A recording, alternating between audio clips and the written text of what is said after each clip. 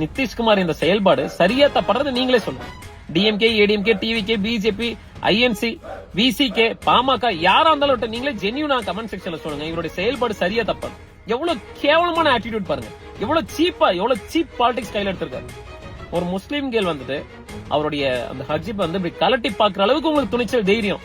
ஒரு சீஃப் மினிஸ்டரா இருக்கீங்க, இத்தனை வருஷம் அரசியல் அனுபவம் இருக்கு. என்ன ஒரு கேவலமான ஒரு மைண்ட் செட் பாருங்க. ஒருவேளை முஸ்லீம்ஸ்ல இருக்கக்கூடியவங்க வந்துட்டு நீ ஹிந்துவா இல்லையான்னு வந்து உங்க சொக்காவை கழட்டிட்டு இந்த பூணூல் போட்டிருக்கியா இல்லையான்னு வந்து பார்த்தாங்க, நீ சும்மா இருப்பீங்களா? எவ்வளவு மத கலவரத்தை உண்டாக்கி இருப்பீங்க. அங்க இருக்க பிரஸ், மீடியா எல்லாம் கூப்பிட்டு ஒரு குளோபல் இஷ்யூவா மாத்திருப்பாங்க, ஒரு நேஷனல் வைட் இஷ்யூவா மாத்திருப்பாங்க, மத கலவரத்தை உண்டாக்கி இருப்பாங்க, ஒரு போர் மாதிரி பண்ணிருப்பானுங்க. உங்களுடைய மதத்துக்கு நீங்க விசுவாசமா இருக்கிறன்றதுக்காக இன்னொரு மதத்தை நீங்க புண்படுத்தணும்ன்றது அவசியம் கிடையாது. உங்க மதத்துக்கு நீங்க உண்மையாவே விசுவாசமா இருங்க, யாரும் உங்களை குறை சொல்ல மாட்டாங்க. ஆனா இன்னொரு மதத்தை ஏன் நீங்க வந்து காயப்படுத்துறீங்க? இதுக்காக மட்டும் நான் தமிழ்நாட்டுல அப்படி பண்ண முடியாது. தமிழ்நாடு பொறுத்த வரைக்குமே எல்லா மதத்தை சேர்ந்தவங்களும் சரி, எல்லாருமே சமம், பிறப்பால் அனைவரும் சமம் என்ற அடிப்படையில இங்க வாழ்ந்துட்டு இருக்கோம். இந்த ஒரே காரணத்துக்காக தான் மதவெறி, மதவாத பிடிச்ச அரசியல்வாதிங்க தமிழ்நாட்டுக்குள்ளார காலடி எடுத்து வைக்காம நாங்க காத்துட்டு இருக்கோம்.